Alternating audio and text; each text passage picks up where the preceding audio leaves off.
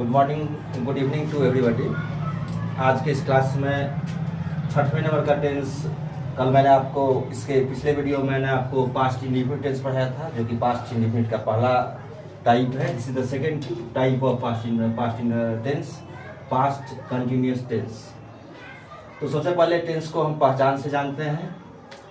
Tense को समझने के लिए to understand tense identification is must. If you know identification of any sentence, you can easily learn how to translate all the sentences including tense। तो सबसे पहले इसके पहचान में अगर देखते हैं तो ये कोई ज़्यादा भास्ट टेंस नहीं है। इससे पहले पास्ट इंडिफिनिट थोड़ा सा हल्का भास्ट था। इसके आइडेंटिफिकेशन पहचान में अगर जाए तो ऐसे वाक्यों के अंत में, अब इसमें अगर क्रिया लेके नहीं भी चलते हैं, if we talk without talking about the verb, we can easily understand the identification of past continuous tense। बिना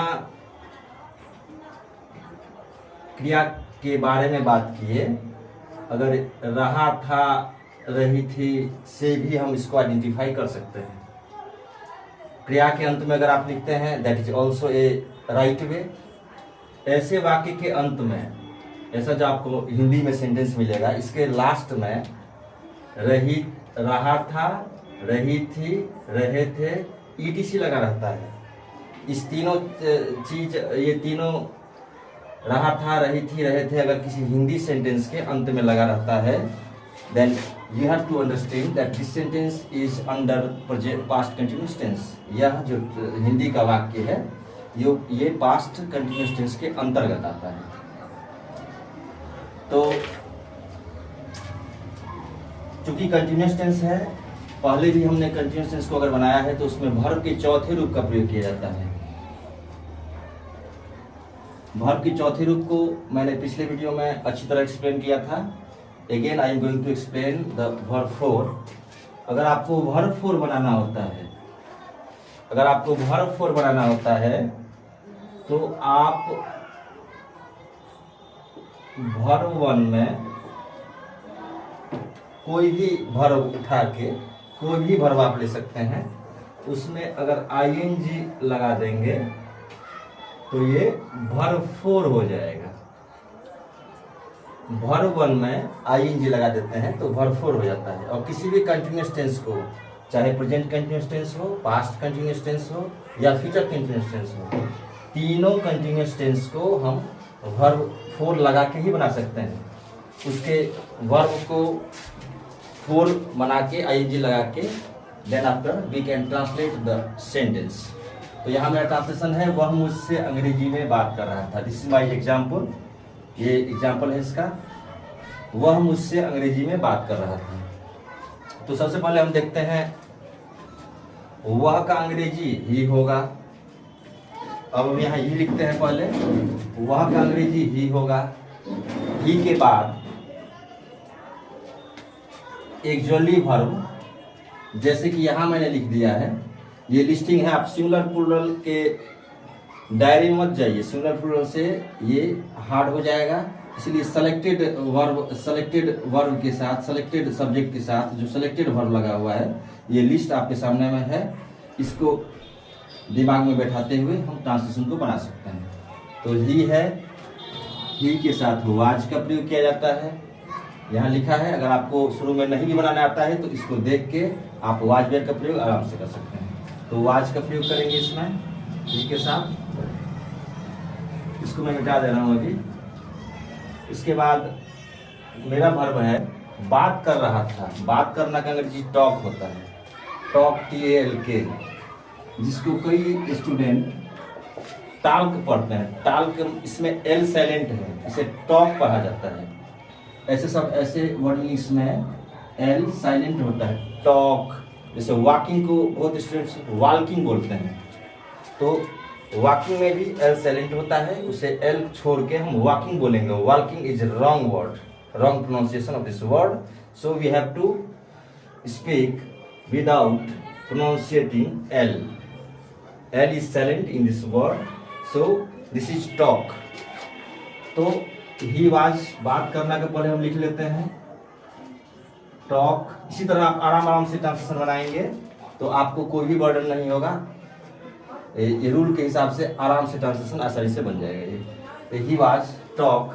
चूंकि कंटिन्यूअस टेंस में वर्ब 4 लगाना है तो ing लगा देंगे। वर्ब का चौथा रूप हो गया, this is the fourth form of verb. और इसके बाद किसी से भी बात करने लगते हैं हम। पिछले वीडियो में मैं थोड़ा सा चर्चा किया था कि अगर if you talk to anybody you must use to after the verb. तो अगर किसी से बात करते हैं आप, उसमें टू लगाना जरूरी है। ये this is very important point to be noted कि if we talk with anybody we should always use to after verb. तो टॉकिंग के बाद टू लगा देंगे। ही वॉज टॉकिंग टू किससे? मुझसे। वह मुझसे अंग्रेजी में बात कर रहा था। तो मुझसे का अंग्रेजी, चूंकि वह का तो यहां लिख दिए हैं हम, मुझसे एज ए ऑब्जेक्ट लास्ट में जाएगा तो मुझसे का मी हो जाएगा। He was talking to me. इसके बाद इन क्यों लगाते हैं? मैं है यहाँ तो यहाँ इन लगाना जरूरी है। इन हमको लगाना पड़ेगा। We shall have to use in this sentence. इसके बाद इंग्लिश में तो अंग्रेजी का इंग्लिश। ये ट्रांसलेशन बन के तैयार हो गया। इसी तरह आप आराम से पहले सब्जेक्ट लें, किसी भी सेंटेंस में, अफर्मेटिव, नेगेटिव, इंटरोगेटिव, कोई भी सेंटेंस में पहले सब्जेक्ट सिलेक्शन करें। इसके बाद एक्सुअली वर्ब का सिलेक्शन करें, जो कि आराम से आपको यहाँ मिल जाएगा, किसी भी टेंस में लिखा हुआ मिल जाएगा। धीरे धीरे आपको याद हो जाएगा प्रैक्टिस करने के बाद। इसके बाद वर्ब लें। यहाँ पे वर्ब लेने के बाद टेंस के हिसाब से, टेंस के अनुसार, according to tense we can use it as a verb 4, as a verb 3, as a verb 2. At this place we need verb 4 because it is in continuous tense. So we use fourth form of verb in which we use ing in the last of the word. तो talk में ing लगा के talking बना दिए, to me। इस तरह से ये ट्रांसलेशन बन गया। समझ में आ गया होगा आपको। इस तरह से आप बना सकते हैं। अगर इसके स्ट्रक्चर में जाते हैं तो 6 स्ट्रक्चर्स जो इसका है। पहला अफर्मेटिव सेंटेंस। ये जो पहला सेंटेंस है मेरा, this is called affirmative sentence. Affirmative sentence में पहले सब्जेक्ट लेते हैं, निगेटिव में भी सब्जेक्ट लेते हैं। इसके बाद हम सब्जेक्ट नहीं लेते हैं, पहले अफर्मेटिव में सब्जेक्ट लेते हैं। सब्जेक्ट है मेरा। इसके बाद वाज या वेयर, इसमें से किसी एक का प्रयोग किया जाता है अकॉर्डिंग टू सब्जेक्ट, यहाँ लिखा हुआ है। इसके बाद आप वर्ब के चौथे रूप का प्रयोग करें, कंटिन्यूअस टेंस है ये। इसके बाद लास्ट में object. In the last of the sentence we always use object. And second number जो मेरा स्ट्रक्चर है ये negative. This is a negative sentence. This is structure of negative sentence. तो इसमें सब्जेक्ट पहले लेंगे। इसके बाद वाज वेयर में से आइदर वी यूज वाज और वेयर, किसी एक का प्रयोग अकॉर्डिंग टू सब्जेक्ट, जैसे कि यहाँ लिखा हुआ है ऐसे ही हम कर लेंगे। इसके बाद नोट, निगेटिव में नोट लगाते हैं। एक्चुअली वर्ब के ठीक बाद हम नोट का प्रयोग करते हैं। Just after the actually verb in negative sentence we use not. Thereafter, इसके बाद ये मेन वर्ब है मेरा। अगर सेंटेंस में 2 वर्ब रहता है तो एक एक्चुअली, दूसरा मेन। तो इसको मैं अभी ठीक से एक्सप्लेन नहीं कर सकता हूँ, उसके लिए मुझे डीप में जाना पड़ेगा। तो नोट के बाद वर्ब का चौथा रूप लगाए। लास्ट में इन the last of the sentence object का प्रयोग करें। ये हो गया नेगेटिव सेंटेंस का स्ट्रक्चर। इंट्रोगेटिव में अगर जाते हैं तो पहले एक्चुअली वर्ब जो मेरा वाज वेयर है, जिसको पहले लेते हैं। In the beginning of the sentence we use was and where. Thereafter subject, thereafter verb 4 and thereafter object. In the last of the sentence, this structure being a structure of interrogative sentence, we always use question mark in the end of the sentence. इसके बाद ये 4 number structure है मेरा। तो 4 number में if you add note in 3 number structure you will get 4 number structures. अगर इसमें note आप लगा देंगे आपको 4 नंबर स्ट्रक्चर मिल जाएगा। तो पहले वाज वेयर, इसमें पहले वाज वेयर का प्रयोग में से किसी एक का करेंगे एज ए सब्जेक्ट, सब्जेक्ट के हिसाब से। इसके बाद नोट लगाएंगे। इसके बाद वर्ब 4, फिर ऑब्जेक्ट, और सबसे लास्ट में क्वेश्चन मार्क का प्रयोग करेंगे। 5 नंबर जो कि एक WH इंट्रोगेटिव है। We have already explained you in the past video that WH sentence in English starts with how, what, where, whom, etc. And in the Hindi sentence में मैंने आपको बताया था कि क्या, क्यों, कैसे बीच में आ जाता है तो उसे WH इंट्रोगेटिव बोला जाता है। तो WH है ये, WH में से जो भी शब्द रहेगा पहले ले लेंगे, इसके बाद वाज वेयर का प्रयोग किसी एक का प्रयोग करेंगे, as a subject, according to subject, subject के हिसाब से, इसके बाद सब्जेक्ट, फिर वर्ब फॉर, लास्ट में ऑब्जेक्ट, और in the last of the sentence we use question mark. And in the 6 structures we see that we use firstly WH words, thereafter we can use either was or were according to the subject, thereafter we use not, thereafter he for, thereafter object, in the last of the sentence question mark। तो इस तरह से ये all 6 structures we have explained you all 6 structures, and on the basis of all 6 structures you can easily translate the all 6 formats: affirmative, negative, interrogative, interrogative negative, WH interrogative, and WH interrogative negative। So on the basis of all these 6 structures, you can easily translate the whole structure, whole translation of all 6 modes, and you can practice it, and you will easily become a good speaker of English।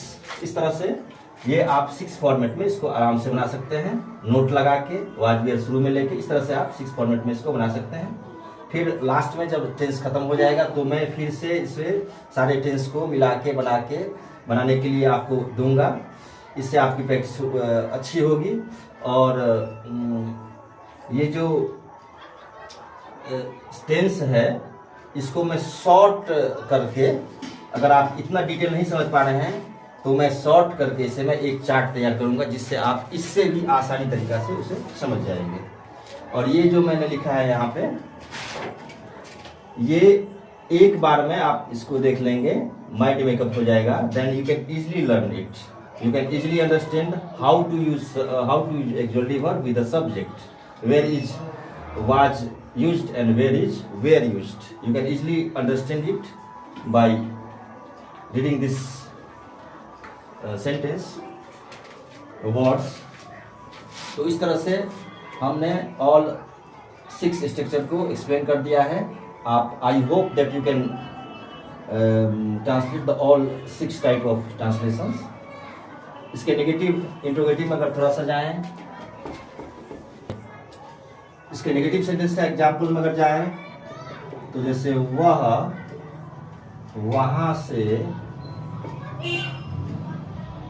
नहीं आ रहा था, this is the negative sentence of this tense.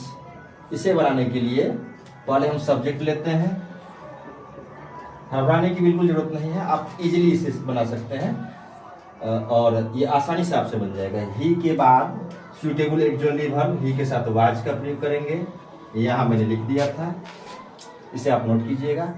इसके बाद negative है तो एक्सुअली verb के बाद नोट का प्रयोग किया जाता है। इसके बाद वर्ब है मेरा आ, यानी आना, कम, तो कम लिख लेंगे, और जिस वर्ड के लास्ट में ई रहता है उस वर्ड में ई को हटा के इसके बाद ING लगा के वर्ब फॉर्म बनाया जाता है। जैसे कम को अगर बनाना चाहते हैं तो ये कमिंग हो जाएगा, COMEING नहीं होगा।